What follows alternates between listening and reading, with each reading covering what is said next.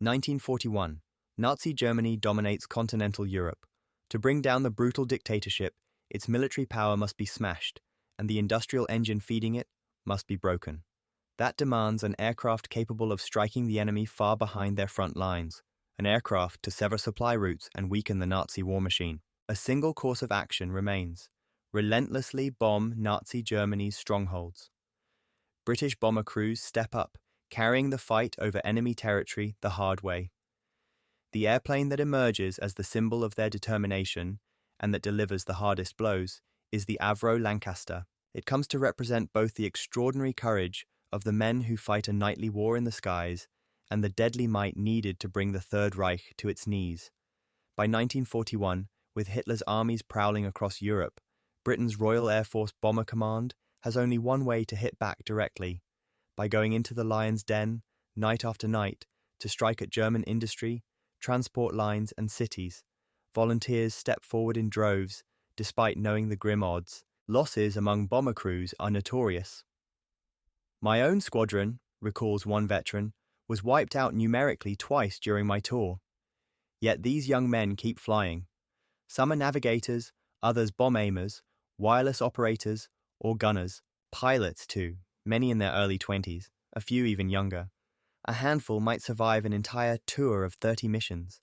Most never see the end of that. You'd meet a new crew, excited for their first op," says one gunner, "and that was the last you ever heard of them." In 1940, Britain's bomber force is badly outclassed by the Luftwaffe. Wellington and Blenheim bombers are slow, outgunned, and easily shot down. Attempting daylight bombing invites disaster. Attempting precision at night with limited technology proves nearly impossible. Losses mount. With Britain fighting alone, the only hope lies in building bigger, more capable bombers, heavy, four-engine bombers. 3 designs emerge: the Stirling, the Halifax, and an Avro design that would define the war's aerial campaign, the Avro Lancaster. This new machine will eventually perform more sorties, deliver more bombs, and accomplish more feats than any other Allied bomber. Ironically, the Lancaster descends from an Avro misstep, the Avro Manchester, a twin-engine bomber powered by unreliable Rolls-Royce Vulture engines. The Manchester is rushed into service, but chronic engine failures and insufficient thrust render it a failure. Roy Chadwick, Avro's visionary chief designer, repurposes the Manchester's airframe, lengthening its wings and fitting 4 proven Rolls-Royce Merlin engines. First called the Manchester Mark III, this plane swiftly proves itself in test flights.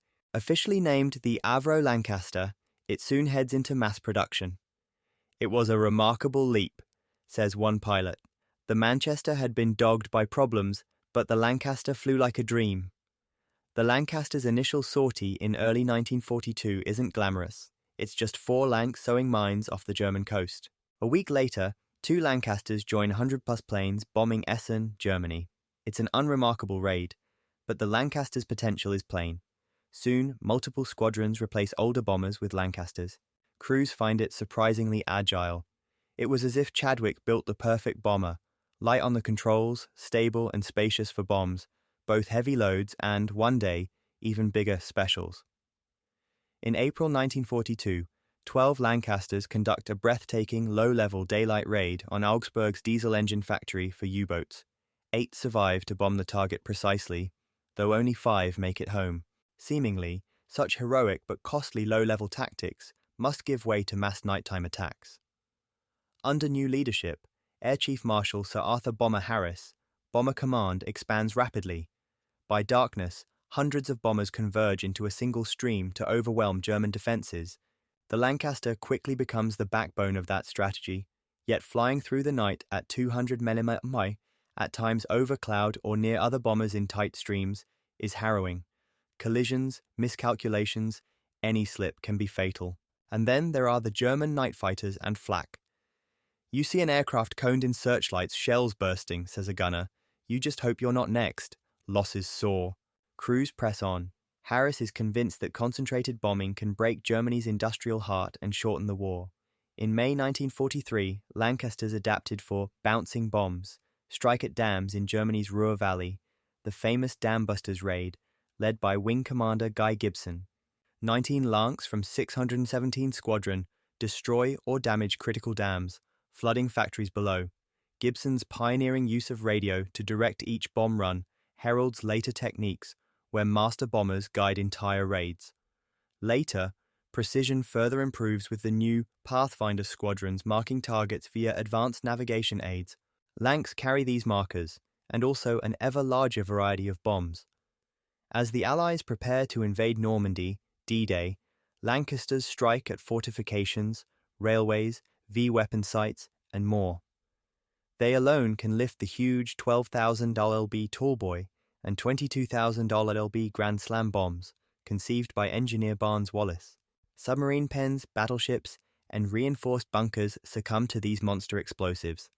In 1945, Harris orders major raids into the heart of Germany. One incites lasting controversy. Dresden, a cultural hub, but also a vital rail center, it is bombed to rubble amid high civilian casualties. Some question the ethics and cost. Harris remains unrepentant. There are a lot of people who say bombing can never win a war. My answer is, it's never been tried. Until now. As the war grinds to a close, Lancasters switch from dropping bombs to dropping food over the starving Netherlands, Operation Manna, then help bring back Allied POWs, Operation Exodus. Of 7,377 Lancasters produced, about 3,500 are lost in action, a staggering number. Bomber Command's casualties are the highest among Britain's services in WWII, 55,573 killed out of 125,000 aircrew, a 44.4% fatality rate. Two-thirds never completed their tours, says one veteran softly. They paid the cost in the savage night war, yet returned again and again to finish the job. The Avro Lancaster, with its elegant lines, cavernous bomb bay, and resilient frame, united these men in a shared mission. Arthur Harris later says, "No great war effort has demanded such courage over so prolonged a period," praising the men who fought on. The Lancaster remains to many the finest heavy bomber of World War II, emblematic of an aircrew's devotion and sacrifice in helping to defeat Nazi Germany.